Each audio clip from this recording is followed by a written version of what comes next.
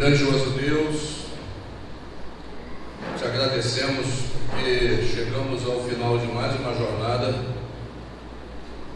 onde pudemos abrir a tua palavra, estudá-la e aprendermos sobre verdades muito preciosas. Verdades estas que nos conduzem para um final de triunfo, para um final vitorioso, que culminará com a volta de Jesus e a restauração de todas as coisas.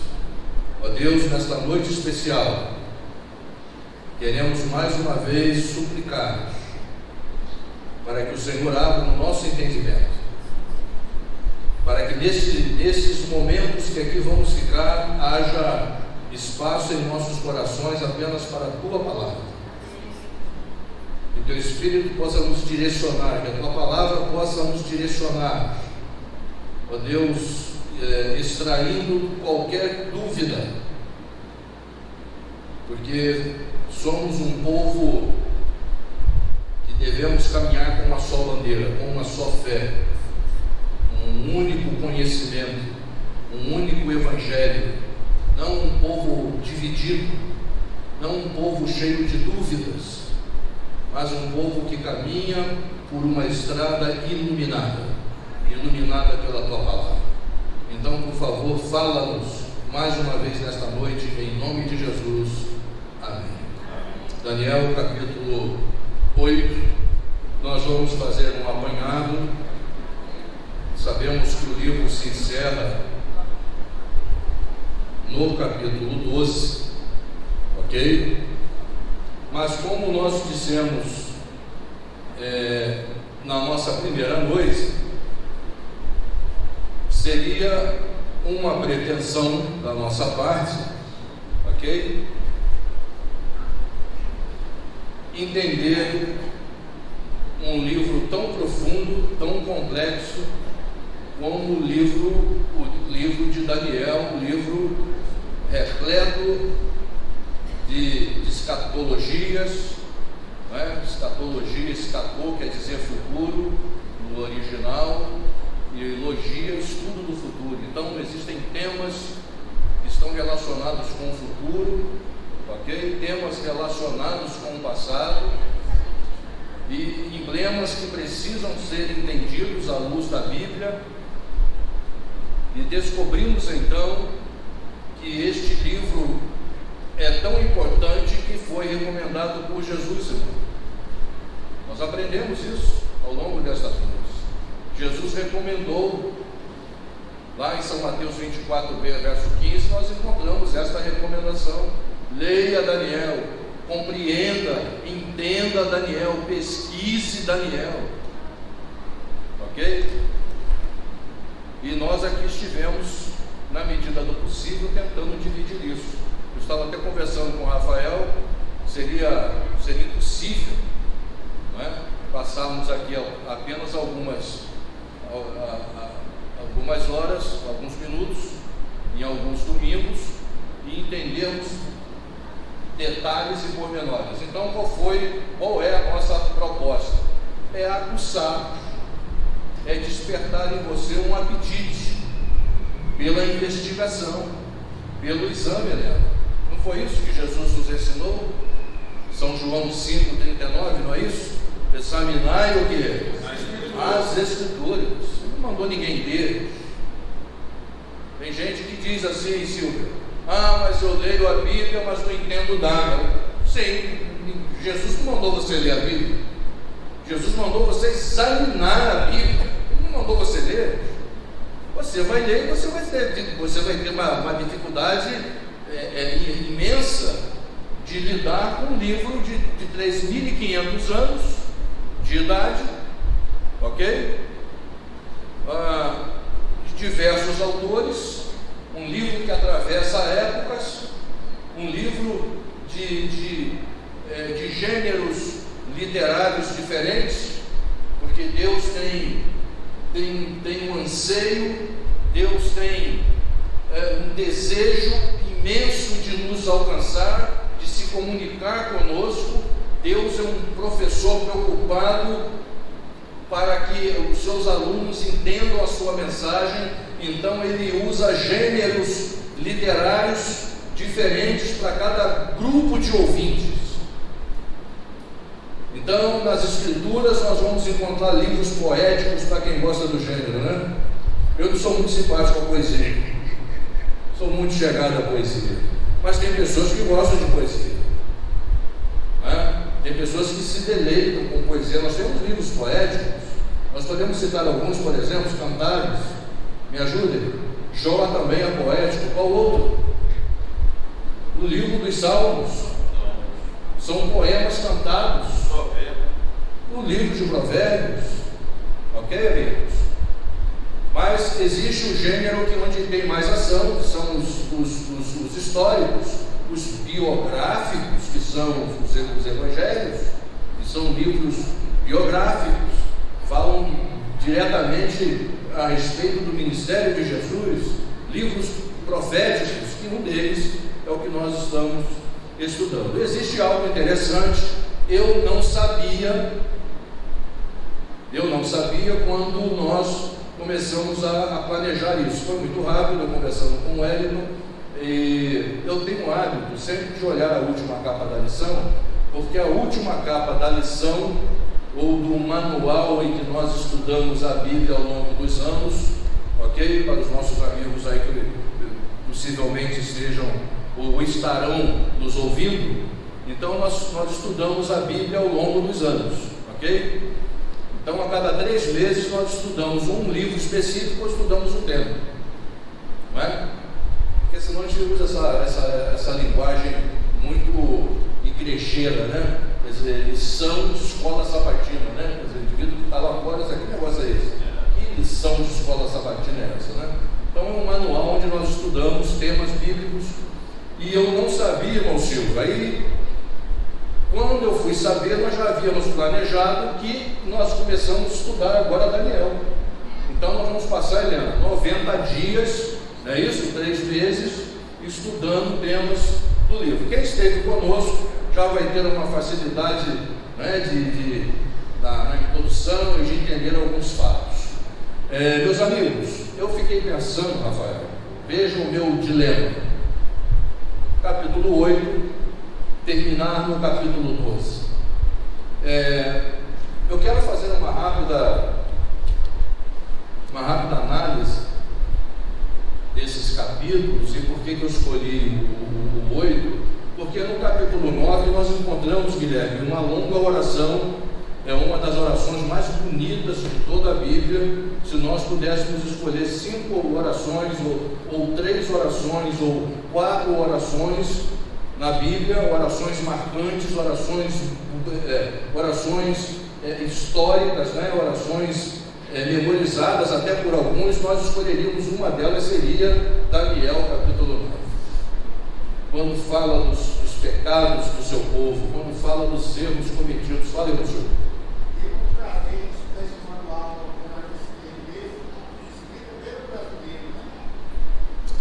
Eu desconhecia essa. Sim, quer dizer que o autor da lição é um brasileiro. Poxa, louvado seja Deus, amém. Que bom, né? Que bom. Bom, hoje nós somos o maior país adventista da América do Sul e talvez das Américas. Nós já somamos mais de 1 milhão de adventistas aqui no Brasil, né? Nós não somos o maior do mundo, não? É uma pergunta interessante. Porque existem nos Estados Unidos, que é o berço, né, do adventismo, mas de uma coisa eu sei, Beto, a igreja tem crescido tanto na África como na América Latina. São os 2 continentes, as 2 regiões do mundo onde mais cresce o adventismo, a América do Sul e o continente africano. Estagnou-se na Europa, na América também, não é? Na Ásia nós temos um grande desafio de penetração em países asiáticos, sobretudo por causa das filosofias orientais e do Islã, né, que cria uma certa dificuldade. Mas a igreja tem, mas isso é uma pergunta interessante, hein? Se não somos o maior país adventista do mundo, estamos chegando lá, quem sabe, em segundo lugar. Ok? No retrovisor aí do adventismo norte-americano. Então, no capítulo 10 e capítulo 11, nós iniciamos alguns conflitos, batalhas que nós já descobrimos no capítulo 2, porque nós descobrimos no capítulo 2 que o capítulo 2, na realidade, é um ponto de partida, é um trampolim. Então, se aproxima aí os Jogos Olímpicos, que vão acontecer lá no Japão, né? E numa prova de natação, o nadador, ele precisa ir ao trampolim, irmão Silvio, para tomar o quê? Impulso, não é isso? Para ter uma certa vantagem na sua o quê? Na sua largada.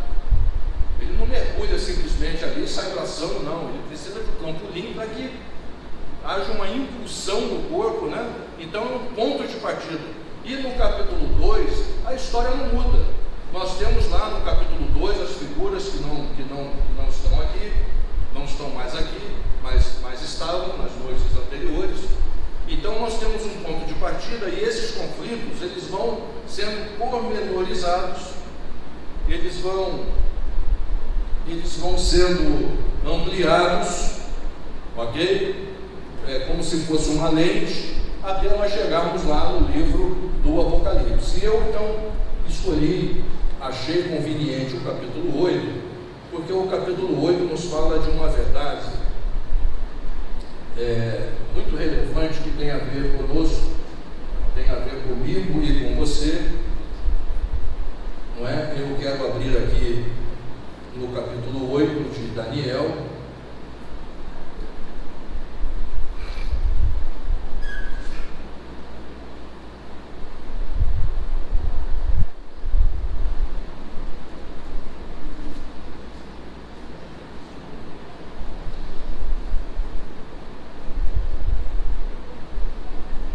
E está sendo travado um diálogo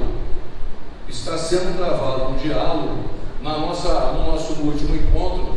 Dois animais surpreendem Daniel, porque até então estão aparecendo criaturas mitológicas, criaturas estranhas. Quais? Vocês se lembram? Leão com asas, leopardo com asas com 4 cabeças, um urso não muito esquisito, mas com 3 costelas, indicando a Medo-Pérsia e a sua conquista, de 3 reinos poderosos, com uma pisada esmagadora, um urso diferente, mais forte ainda. E depois nós descobrimos um animal que Daniel teve uma certa dificuldade em descrevê-lo, não é isso, né? Teve uma dificuldade em descrevê-lo. E nós descobrimos também que os animais do capítulo 7 estavam em conexão com o capítulo 2. Porque Deus, ele tem essa diversidade, irmãos, de linguagem, de tentar nos alcançar, de tentar nos atingir, não é? Hoje nós temos a oportunidade de termos uma Bíblia na língua portuguesa. Mas já houve momentos na história em que nós tínhamos a Bíblia, por exemplo, na Europa, só havia no latim. Então você era forçado a entender latim para você poder entender as Escrituras. Não é isso? Até que um alemão chamado Gutenberg inventa a imprensa, acontece a Reforma Protestante, Martinho Lutero faz a primeira tradução para o alemão. E com a chegada do século XIX, então, começam a surgir o quê? As sociedades bíblicas em todo o mundo. Ok? Aqui nós tivemos um padre no século XVII que traduziu as Escrituras para a língua portuguesa. Alguém sabe? Alguém sabe? Ferreira de Almeida, irmãos. Por isso que a nossa tradução é o quê? Se você abrir a sua Bíblia, você vai ver tradução Ferreira de Almeida. Aí tem atualizada, tem revisada, não é isso, Helena? Então, o porquê disso? Porque Deus tem o propósito de nos alcançar. Nós precisamos entender a sua mensagem, precisamos entender o que Ele quer nos dizer, não é? Então aqui Daniel conversando com esse ser celeste, e ele vai dizendo a respeito do bode, a respeito do carneiro, que na realidade é um confronto de gregos e persas. E depois ele fala de um poder que cresce de maneira vertical e cresce de maneira horizontal, viu, Rafael? Vou te dar essa pérola.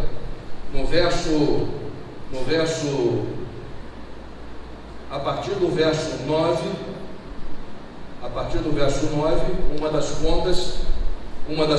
uma ponta muito pequena, qual cresceu muito para o meio-dia, para o oriente e para a terra formosa. Estudiosos acreditam que o verso 9 está indicando dois tipos de crescimento: um crescimento horizontal e um crescimento vertical. E a ponta pequena, ela tem características distintas, assim como o quarto animal, ele é distinto, ele é diferente dos demais. A extensão das pernas da estátua não é por um acaso que são feitas de ferro. Existe uma conexão entre as pernas de ferro, os membros mais longos do corpo humano, o império mais longo da história. Existe uma conexão com este animal que tem características, em conexão com Apocalipse 13, ele tem características de nações pagãs, de nações inimigas do povo de Deus, de nações que perseguiram o povo de Deus, em que houve confronto, em que houve escravidão, ok, amigos? E agora aqui nós encontramos mais uma característica desse poder, que começa com um poder político, militar, não é isso? Um império que durou cerca de quanto tempo? Aproximadamente 6 séculos. Aproximadamente 6 séculos. Mas ele deixa de ser um poder político militar e passa a ser um político um poder o que, amigos? Político religioso. Ok, muito bem. É uma ponta, é um poder diferente que surge no meio da Europa, no continente europeu, no meio dos demais chifres, no meio das demais monarquias bárbaras que se tornariam as nações modernas da Europa. Nós já falamos sobre isso, e nasceria esse poder. Então o império cresce de tal maneira que ele precisa ser o que, Helena? Para ser melhor administrado? Dividido. Então a cidade de Constantinopla, que já era a cidade de Bizâncio, é transformada em Constantinopla, fundada por Constantino, e o Império Romano Ocidental fica uma vacância. Surge aqui uma vaga para a liderança do Império Ocidental. E o que estava acontecendo? Constantino, primeiro imperador cristão, ele aceita o cristianismo. Ok? O cristianismo estava minando os alicerces da cultura romana. Haviam senadores cristãos, haviam legionários cristãos, me ajudem. Haviam camponeses cristãos, mas quem? Haviam pessoas da casa do próprio imperador, queridos, que eram cristãos. Haviam pessoas, o livro de Atos menciona que haviam pessoas da casa do próprio César. E este César, vocês sabem que era Nero, que Paulo e Pedro vivem nos dias de Nero, são executados em Roma, não é? Um pregado na cruz de cabeça para baixo, o outro é decapitado. Então, o anjo está falando com Daniel, está advertindo a Daniel tudo o que aconteceria com este poder e a perseguição. No verso 12, o exército seria entregue, o sacrifício contínuo por causa das transgressões, lançou a verdade por terra, fez isso e prosperou. Esse poder religioso jogaria a verdade por terra, a verdade do Evangelho.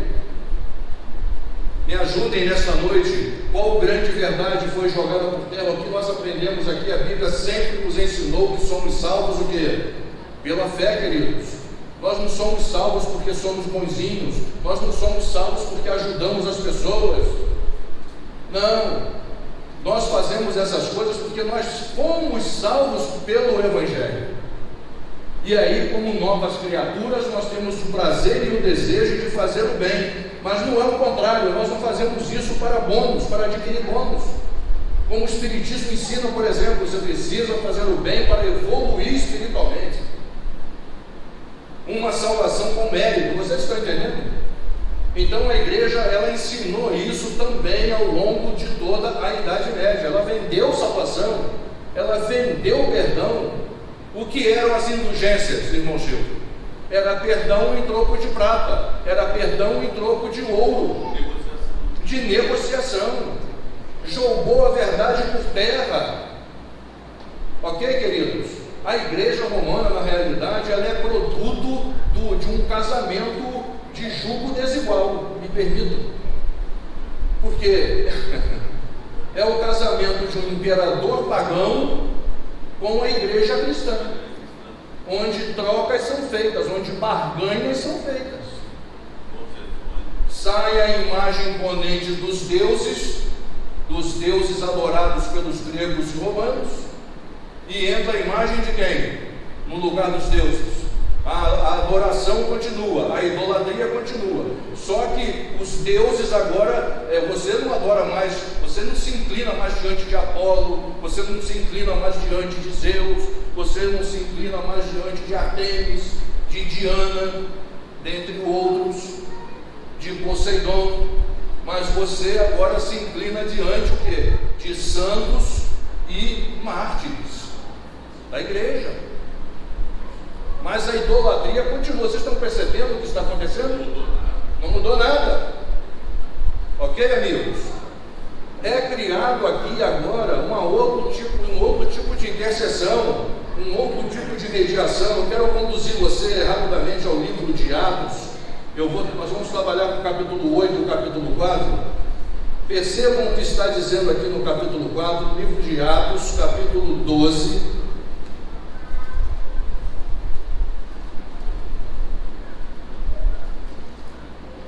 O que a Bíblia nos diz, Atos capítulo 4, verso 2. Aqui está Pedro e João, acredito que foi Pedro, viu, queridos? Por causa da personalidade, né? Pedro era aquele que errava, nunca por se esconder, né? Pedro era aquele que errava, mas sempre botando a cara, né? Sempre se posicionando. Evidentemente que vai errar, porque ninguém é perfeito, mas ele nunca errou por ter se escondido, por ter, de certa forma, tentado se proteger, né? Na maior parte da sua vida, da sua experiência. Então aqui ele está dizendo: em nenhum outro há salvação, porque também debaixo do céu nenhum outro nome há dado entre os homens pelo qual devamos ser salvos. Queridos, não existe um outro nome. Mas é a Virgem Maria, irmão Charles. Ao longo da Idade Média, a mariolatria foi criada também pela ponta pequena, por esse poder religioso.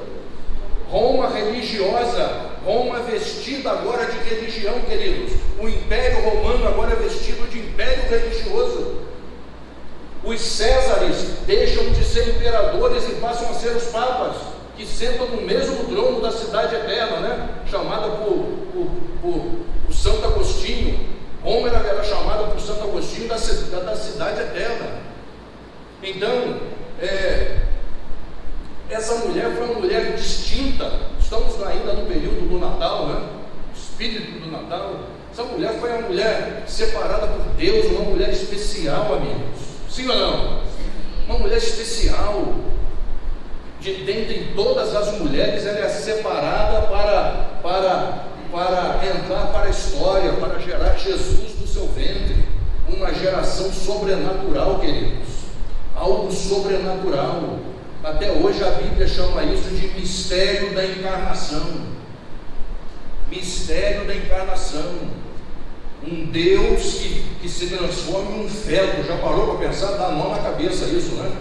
Aí a Bíblia prefere encerrar isso chamando de mistério da encarnação, porque houve uma gestação de 9 meses.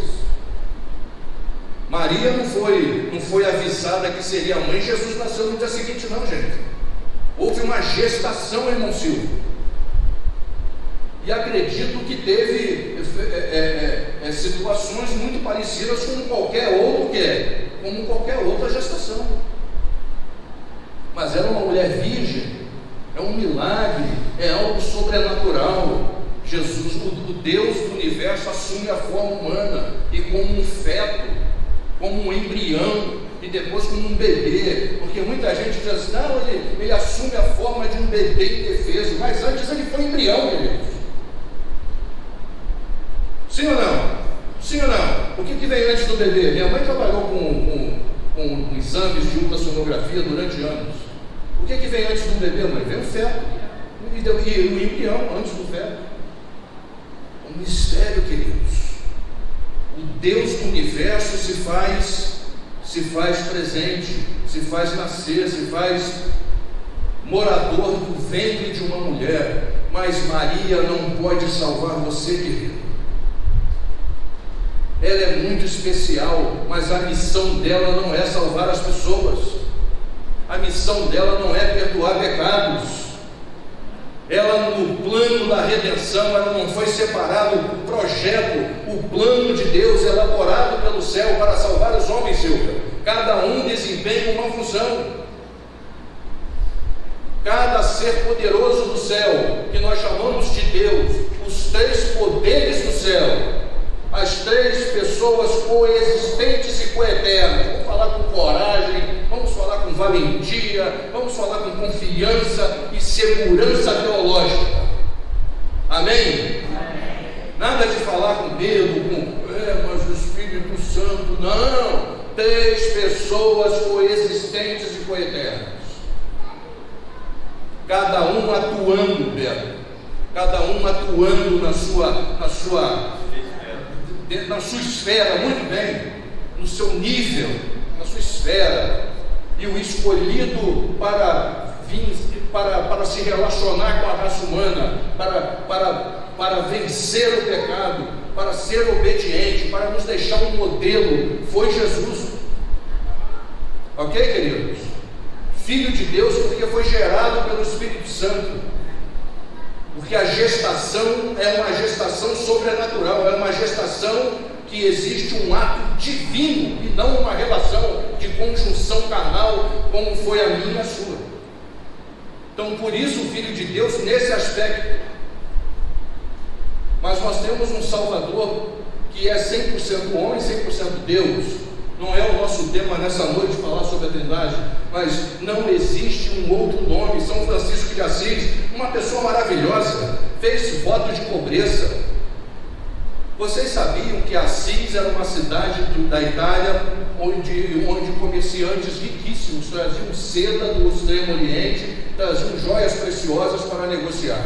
E a família de São Francisco, ou de Francisco, da cidade de Assis, era uma família riquíssima. E ele rompe com a riqueza, vai viver entre os pobres, faz um voto de pobreza e vai servir aos desafortunados. Que homem maravilhoso, que homem interessante, que vida bonita, que exemplo bonito, mas ele não pode lhe salvar nem salvar você. São Francisco também precisava de um Salvador. Madre Teresa de Calcutá, que mulher maravilhosa, viveu entre os pobres e miseráveis da Índia. É isso mesmo? Irmã Dulce viveu entre os miseráveis do Nordeste, da Bahia, do interior da Bahia, mas ela também precisa de um Salvador.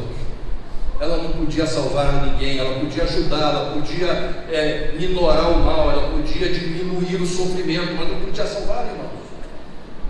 Esse poder afastou a humanidade, confundiu a cabeça das pessoas, confundiu a cabeça da humanidade. A ponta pequena jogou por terra a verdade, incluiu 11 livros que confundem a mente das pessoas. Ok? Enquanto a Bíblia diz que os mortos nada podem fazer, que os mortos nada sabem, que os mortos estão num sono, o que, queridos? Num sono profundo. Lembram-se de Lázaro e Jesus? Lázaro o que, queridos? Lázaro dorme. Quem foi que disse isso, amigos? Não foram os adventistas. Lázaro dorme. Aliás, tem uma escritora americana que, quando falando desse episódio, e isso é uma das coisas assim que me marcam na obra dessa mulher,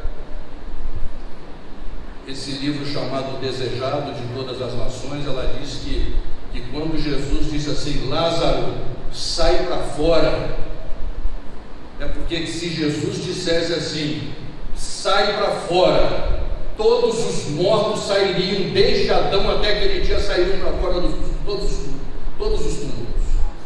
Que poder de Deus! E aí Jesus disse: não, Lázaro, hoje é só você. Amém?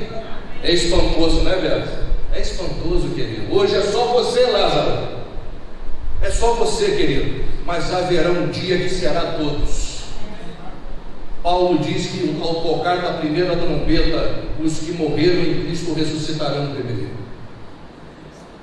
Sim, meus queridos, existe uma data marcada para o final do sofrimento. Pode soltar a primeira imagem, Guilherme. Existe uma data marcada para o final do sofrimento. Vamos voltar para o capítulo 8, porque no capítulo 8, deixa eu me encontrar aqui, no verso 14, o ser divino, ele está dizendo para Daniel: haverá um momento, pode mostrar a figura de Jesus no santuário, haverá um momento, o ser divino está falando para Daniel, que todas essas coisas ruins que eu estou te dizendo chegarão ao final. Não é? No verso 14, porque ele está dizendo até 2.300 anos, até 2.300 tardes e manhãs, dias em profecia nós entendemos como anos. O santuário será purificado, iniciará a purificação. Daqui para 2.300 anos, a partir desta data, nós temos um ponto de partida. Nós vamos mostrar o gráfico a vocês, ok? O santuário será purificado, iniciará o juízo. Todas as injustiças serão o que, queridos? Serão banidas.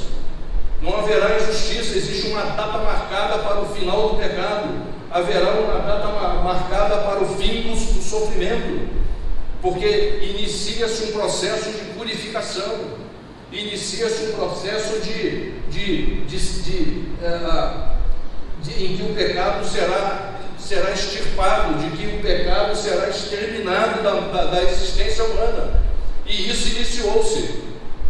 Eu vou pedir ao Guilherme que mostre o gráfico, porque no capítulo 9,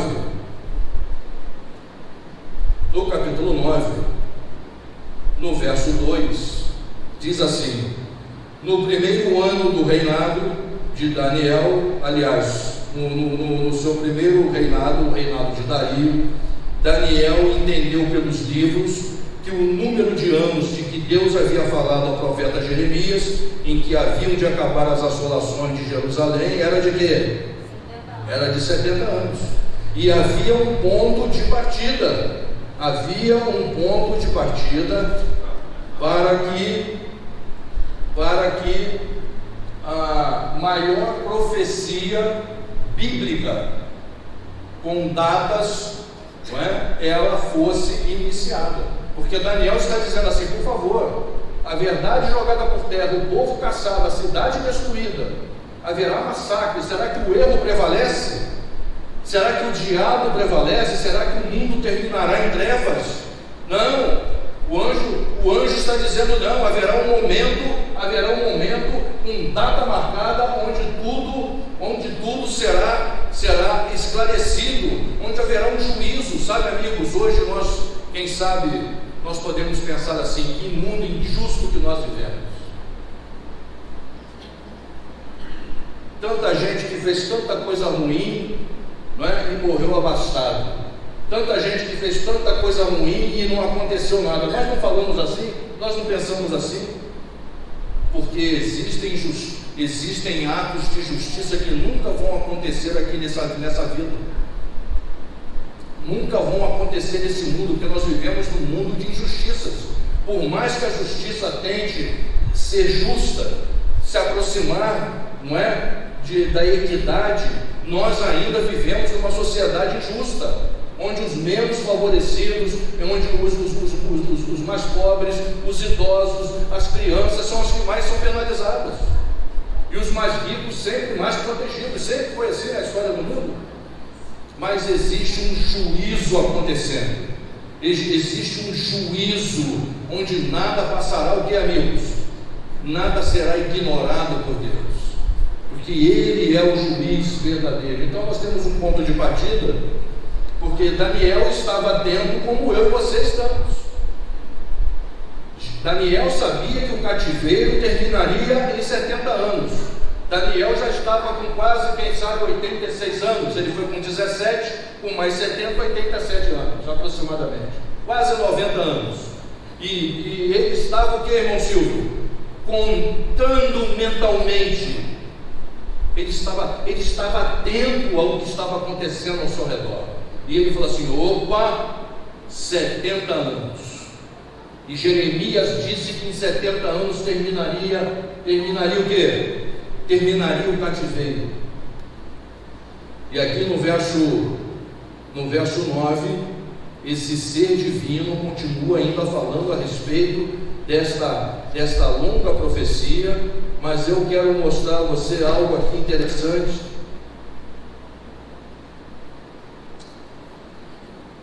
Porque o que é importante para nós é isso. Ele quer saber agora quando começa as 2.300 tardes e manhãs, Rafael.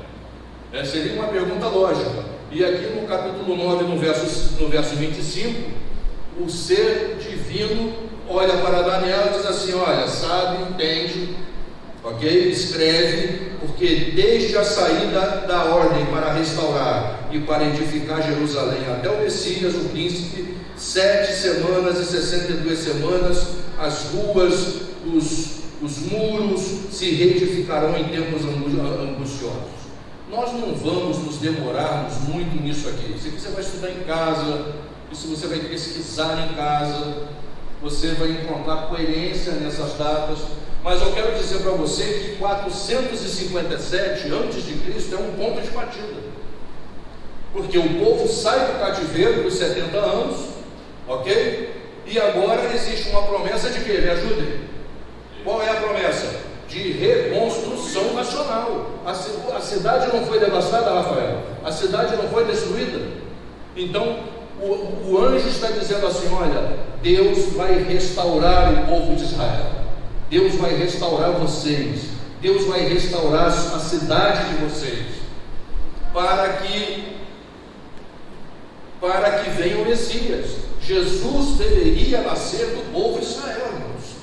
Então teria que ter uma nação, teria que ter um povo para receber o Messias. E aí o ponto de partida, Guilherme, você botou o mais difícil para quebrar a espinha aqui, né?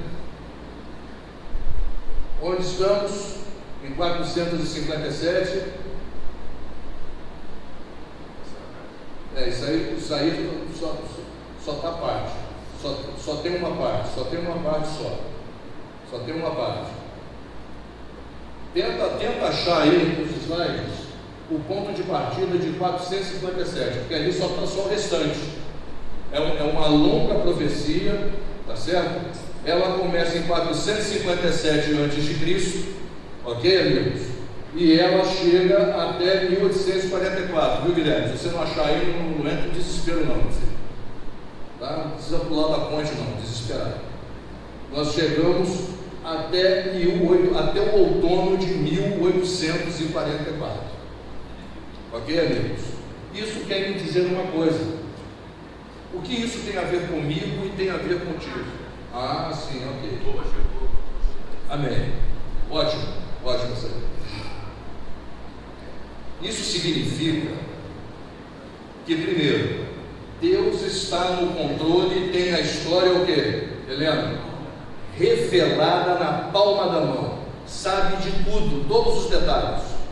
Por quê? Ele é o único onisciente, ele é o único que pode enxergar o que é belo? O futuro. Então aqui existem vários eventos que se encaixam nesse pacote profético, nesse bojo profético.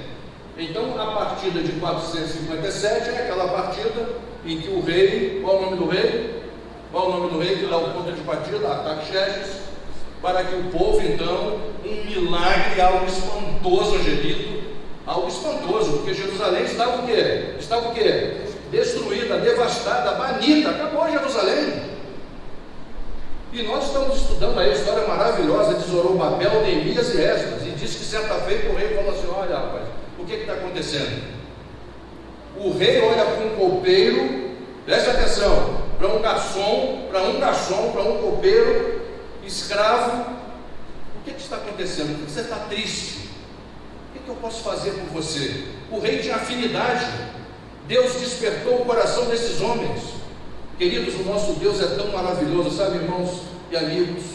Às vezes nós nos frustramos porque esperamos muito de algumas pessoas, e nós nos esquecemos que Deus é tão poderoso que pode mover o coração de qualquer pessoa quando Ele está determinado a interferir na nossa vida.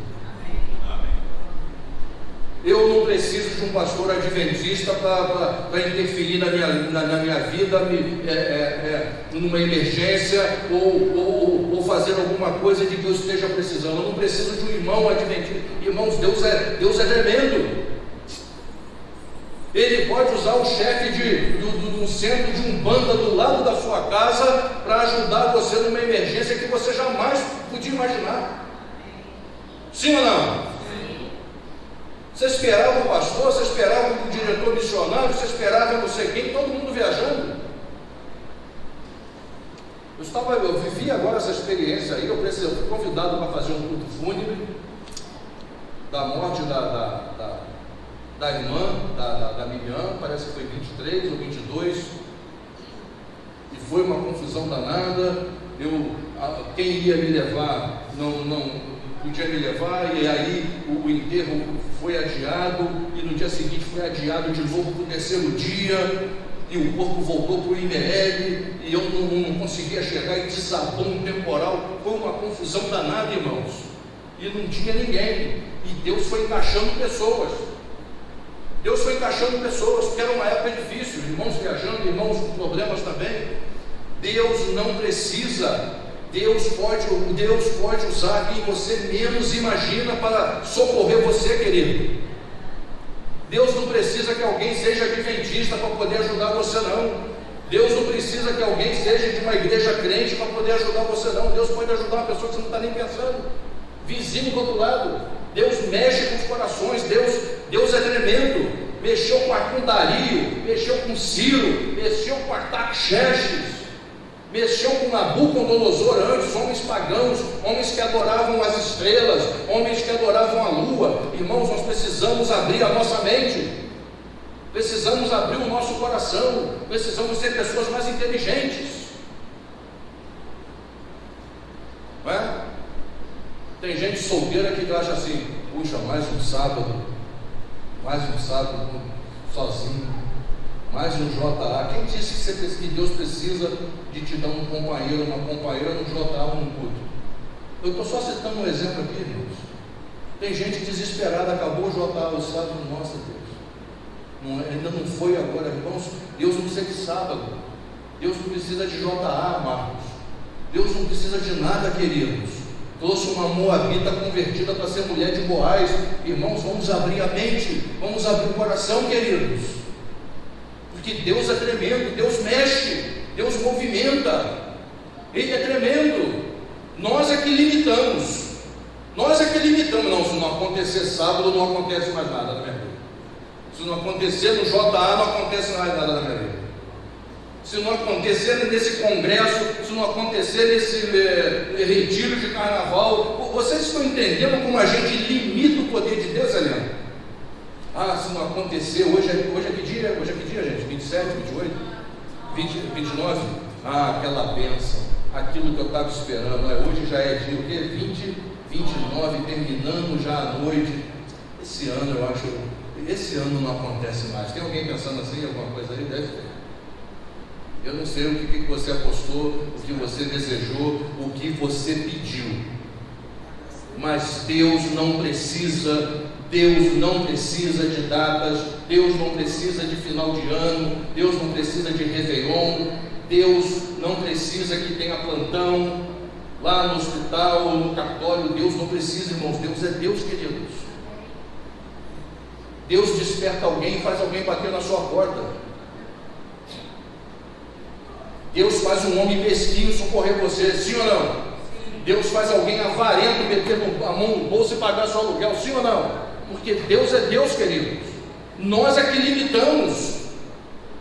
É sim, nós limitamos o poder de Deus. 457, 1843 e 44, eu quero explicar isso aqui. Tenho visto algumas coisas na internet aí. Os anos não se contavam através de 1º de janeiro. Aliás, janeiro é calendário ocidental, calendário gregoriano. O tempo na época se contava através das estações do ano. Então, de um outono ao outro outono, não. Um rei subia ao trono na primavera de um ano. Quando que ele completaria o primeiro ano? Na primavera do ano posterior. Tem nada de janeiro aqui, esquece o negócio de janeiro. É sua mente ocidental para você pensar dessa maneira aí, tá certo? Nós estamos lidando aqui com profecias antiguíssimas. Daniel viveu o quê? Há 26 séculos, é isso mesmo, gente? É isso mesmo? Há 26 séculos. Ele viveu 600 anos antes de Jesus. Então, há 2.600 anos atrás, estamos lidando com algo muito antigo.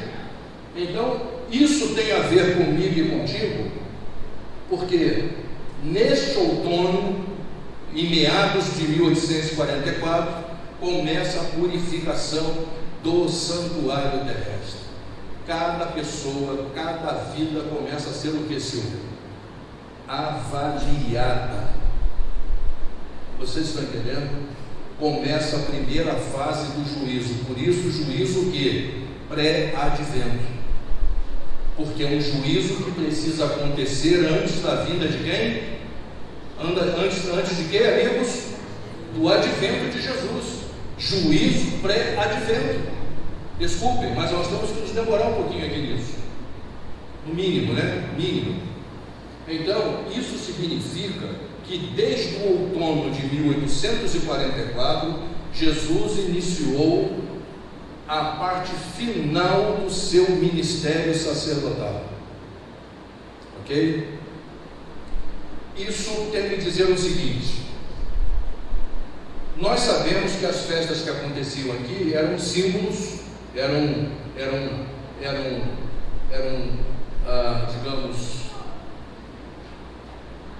emblemas, eram ilustrações do ministério de Jesus que ocorria lá nos céus.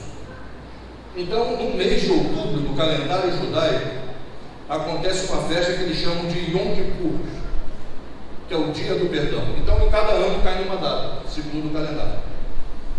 E nesta data, do 10º dia do 7º mês do calendário dos judeus, no nosso calendário é o mês de outubro. Aqui no hemisfério sul é o quê? É primavera, verão, é isso? Outubro é primavera, verão, né? É primavera, verão. Isso, exatamente. Mas lá outono e inverno, hemisfério norte, outono e inverno, aqui primavera, verão. Isso significa que Jesus iniciou esse sacerdócio em 1844 e que a minha vida e a sua vida, ela está sendo avaliada hoje. A humanidade está sendo avaliada hoje. Nós estamos sendo julgados hoje. Vocês entenderam, queridos? Desde 1844, o juízo iniciou-se. O juízo com 3 fases. 3 fases. Ok? O juízo investigativo, o juízo depois da volta de Cristo de confirmação e o juízo que é o juízo que? Executivo. É quando a pena capital será o que, velho? aplicada àqueles que recusaram o que, amigos? A graça do Evangelho. Tem mais algum slide, Guilherme? Tem mais algum slide que eu solicitei? Além da contagem do tempo? Eu acho que eu te pedi 2, né? Ah, sim. Vamos terminar com essa imagem. Eu quero falar um pouquinho a respeito deste episódio. No século XIX, os homens começaram a estudar a profecia das 2.300 tardes e manhãs. E eles chegaram à conclusão que em 1844 algo deveria acontecer. E era na concepção dos estudiosos, a grande expectativa da igreja era que Jesus voltasse. Final dos 2.300 tardes e manhãs, final do período profético, algo espantoso deveria acontecer, que era a volta de Jesus. Ok? Então houve um frenesi, houve um frisson, houve um reboliço no movimento milenita, né? Outro dia alguém disse assim: não, vocês já marcaram data para a volta de Jesus. Nós nunca marcamos data da volta de Jesus, porque isso era um movimento milenita, de um homem chamado Guilherme Miller, um estudioso, que acertou na data e errou no evento. Não fomos nós, porque nós não existíamos ainda. Nós passamos a existir como CNPJ, como instituição religiosa em 1960 e depois em 1963. Então, em 1844, havia um movimento na América do Norte chamado movimento milerita. Miller acreditava que em 1844 alguma coisa deveria acontecer, queridos. Foi a maior decepção da história do cristianismo. As horas se passaram. Tem uma história de Carlos Fitt. Fitt era pai de 8 filhos. Ele tinha 32 anos de idade. Era muito comum morrer de tuberculose e de pneumonia no século XIX. Fitt, alguns dias antes do dia 22 de outubro, a grande expectativa: o algodão não foi colhido, o milho não foi colhido, as batatas não foram colhidas, porque Jesus estava voltando, irmãos. Gente se abraçando, gente pedindo perdão, gente se reconciliando, irmão Silvio. Jesus voltaria, o início de uma nova era. E Carlos Fitt morreu 4 dias antes de uma infecção pulmonar. Tuberculose tomou conta, 32 anos. E a viúva, em meio às lágrimas, os filhos em meio às lágrimas, mas ela dizia assim: não, filho, não chore, porque papai voltará em 4 dias. Papai em 4 dias estará aqui. Vocês estão entendendo? A esperança dessas pessoas veio dia 22 angelido e Jesus não apareceu. Mas um grupo de pessoas, um grupo de gente achou assim: perdemos o nosso tempo, Deus não existe, a Bíblia é um livro de ficção. Muitos abandonaram a sua fé, outros criaram novas religiões. Aliás, os testemunhos de Jeová também saíram do movimento milerita. Charles Russell também era milerita, continua marcando data até hoje, né? Para a volta de Jesus. Já marcaram umas 4 ou 5 datas aí para a volta de Jesus. E um grupo de homens chegam à conclusão naquela madrugada fria, entre eles Hiram fazendeiro de Nova York, chegam à conclusão de que eles haviam acertado na data e errado aonde? No evento, que precisavam voltar aonde? As Escrituras, porque se houve erro, o erro estava com quem, Angelito? Me ajude agora. Com os homens. Irmãos, somos nós que não entendemos. É a nossa mente cheia de hambúrguer, de Coca-Cola, de bacon, desculpe, de milkshake, de sundae, de um monte de porcaria que a gente come. Cheio de preocupação, de dívida, de cartão de crédito, que não diminui nunca, não termina nunca o boleto, os boletos da Casa Bahia. É isso que impede a nossa mente de entender as coisas espirituais. O problema nunca esteve com Deus, queridos. Ah, mas eu não entendo. Não entende porque não estuda, porque não ora, não tem experiência com Deus. É por isso que não entende. Não entende. Olha quantas pessoas nós temos aqui. estudando um livro tão profundo, tão complexo? Não vai entender, Robert. Não vai entender, queridos. Ah, mas eu não tenho tempo. Tem sim, a Bíblia diz que a gente tem 6 dias e 1 para meditar nas coisas espirituais. Esses homens sabiam que Deus não podia errar, queridos. Amém? Porque Deus é o único que não erra. Deus é o único, me ajudem, repitam, que não erra, e nem a sua palavra. Então vamos voltar a estudar. Alguma coisa aconteceu. Vamos olhar para a expiação no dia de Israel. O que acontecia no dia de Israel? E eles descobriram que o sumo sacerdote saía de uma parte daquela tenda que nós chamamos de tabernáculo. Ali ele encerrava uma atividade e começava uma outra atividade no segundo compartimento do que chamamos de santuário ou de tabernáculo. E uma visão é dada a este homem no milharal, a visão do milharal. Deus mostra a esses homens que perseveraram no estudo das Escrituras que algo de fato aconteceu em 22 de outubro de 1844. Um ministério que faz. Começou o juízo, queridos. Começou o juízo. A minha vida está sendo avaliada, a sua está sendo avaliada, Rafael. Sabe, amigos, eu quero terminar nessa noite dizendo que às vezes nós prorrogamos algumas coisas. A morte dessa moça me surpreendeu.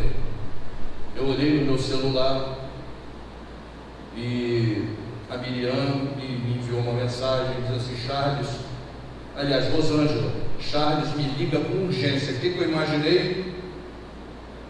A velhinha lá com 90 e poucos anos, já foi para o UPA, não sei quantas vezes, vai para o UPA, sai do UPA, volta para o UPA, volta no UPA, infecção urinária, caiu agora, fraturou o braço, está com o lado todo escuro do corpo. Eu falei, nossa, foi por dedução, foi a mãe da Miriam que faleceu. E aí eu vim saber que essa irmã teve um infarto, acordou, tomou café, beijou o marido, conversou com o filho. Ela era uma pessoa super simpática, não sei quantos conheceram aqui a Neuza, poucos conheceram, né? E aí, por volta de 9h30 da manhã, ela começou a sentir-se mal, o marido começou a ficar preocupado, ela foi deitar-se, e o marido levou logo ela lá, eles têm um plano para uma clínica, e às 10h10 da manhã ela estava morta, um infarto fulminante dela. Nunca sentiu nada, fez uma bateria de exames há 2 meses, eu fiquei sabendo disso agora, e o médico disse que ela tinha um coração de leão, coração de aço. Sabe, amigos,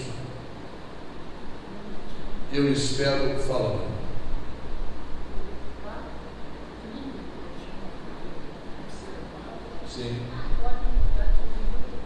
Sim, verdade.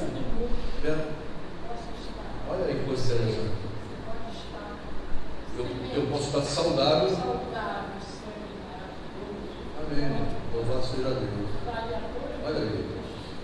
Olha aí. Eu nunca pensei nisso. Eu juro que eu nunca pensei nisso. Em questão de minutos. Uma emoção, um choque, um aborrecimento. Você está excelente aqui comigo. Pode estar morto. Você está entendendo? Esses homens morreram na fé, na esperança. Tem coisas aqui, queridos, que eu gostaria de dizer, mas eu tenho medo da incredulidade. Alguém falou assim, Charles, o povo mais incrédulo do mundo é o povo cristão. Vocês sabiam disso? É verdade, irmãos. Porque o muçulmano, ele entra com um colete de 20 quilos dentro de um supermercado e faz assim, ó, auto se detona, porque ele acredita nas promessas do Islã. Ele acredita que estará no paraíso. Vocês sabiam disso? Mas nós ensinamos coisas para as pessoas que nós não acreditamos. Nós ensinamos que Daniel entra na cova do leão, mas você mesmo não entra. Não quer nem ver o leão de perto, nem dentro da grade, nem dentro do leão. O urro do leão. Nós somos incrédulos.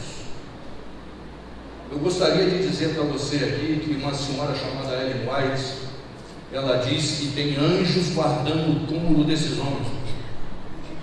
Amém, queridos? E eu creio nisso, porque eu sou adventista do sétimo dia.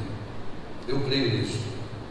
E todo adventista deveria crer. Ela diz que tem um anjo guardando o túmulo de Miller. Ela diz que tem um anjo guardando o túmulo de Irã Edson, Helena.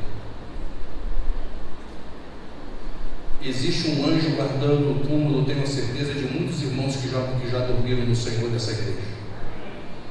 Eu tenho a certeza que tem um anjo guardando o túmulo de muitas pessoas que já conviveram aqui, que não estão mais conosco. Oxalá queira Deus que eu e você também, se tivermos que passar pela experiência da morte, tem um anjo guardando o nosso túmulo. Haja um anjo guardando o nosso túmulo. Oxalá queira Deus que eu e você estejamos purificados, que os nossos pecados sejam apagados. Amém. Os registros sejam apagados. Alguém falou assim: não tem pecado no céu, cara. Não são pecados, são registros. Tem pecado nenhum no céu, querido, mas são os registros. E enquanto eu recuso a graça, enquanto eu recuso o Evangelho, enquanto eu recuso a oferta de Deus, que é o único nome dado, hein, Beto? Não é Maomé, não é Zoroastro, não é Buda, não é Allan Kardec, não é São Francisco de Assis, não é Madre Teresa de Calcutá, nenhuma doce querida, é Jesus Cristo. É o único que pode salvar a sua vida e pode salvar a minha. E Ele está agora salvando as nossas vidas, está nos purificando, Ele está apagando os nossos registros, porque haverá um dia que Ele sairá de dentro do tabernáculo, deixará de ser sacerdote e exercerá a função de juiz, voltando a este mundo. Eu gostaria que você ficasse de pé, porque eu quero fazer uma oração por você e por mim também. Porque eu quero sair nessa noite daqui com os meus registros apagados, viu, irmão Silvio?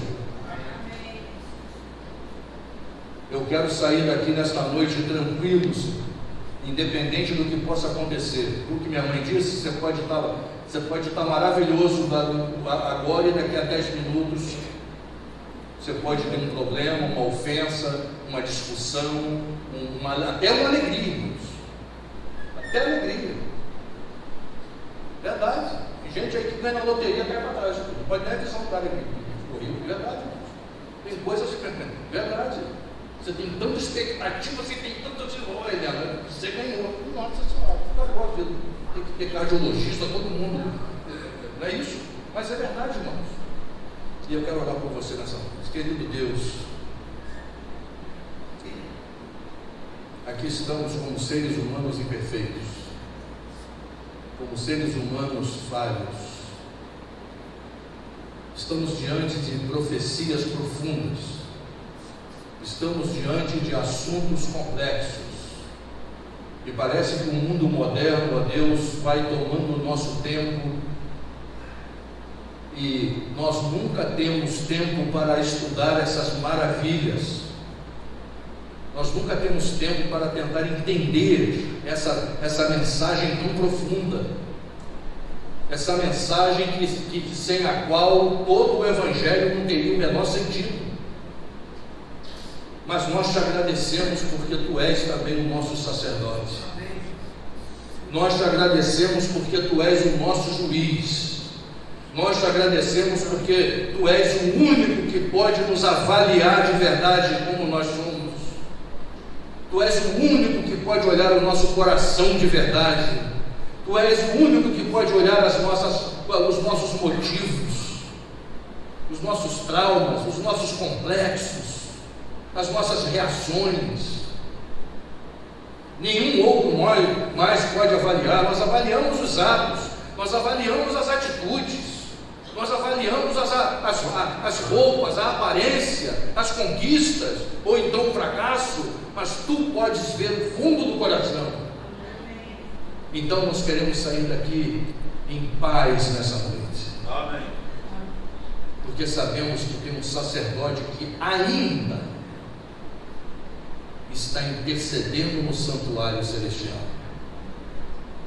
mas que precisamos estarmos atentos, porque sabemos que um dia, e esse dia velozmente se aproxima, tu has de encerrar essa atividade, e aí toda a sorte estará selada, justos e santos salvos para um lado e perdidos para o outro lado.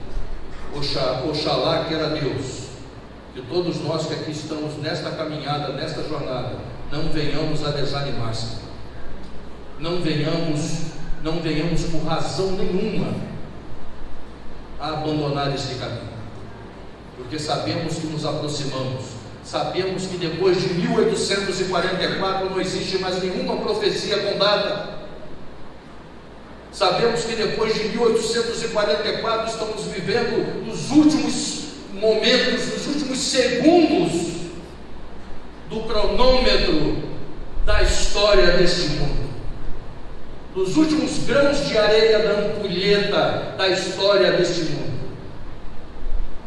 Queremos sair daqui impressionados nessa noite. Essa verdade precisa ficar em nossos corações. Essa verdade precisa mudar a nossa vida. Essa verdade precisa nos motivar. Quem sabe alguém aqui precisa tomar decisões. Alguém aqui precisa fazer escolhas. Alguém aqui precisa mudar a maneira de ser. Precisa mudar a sua vida. Ajuda-nos. Leva-nos agora em segurança, na companhia dos teus anjos. Nos conceda, Senhor, um bom fim de ano na tua presença. Guarda os nossos filhos, guarda os nossos netos, guarda os nossos pais, guarda os teus filhos, por onde quer que eles estejam, e prepara-nos para as coisas que brevemente deverão acontecer na história desse mundo. É o que te rogamos, é o que te suplicamos, é o que te agradecemos, em nome de Jesus. Amém.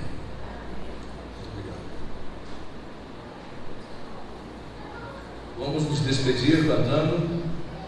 Pode ser o 480, enquanto nós nos despedimos.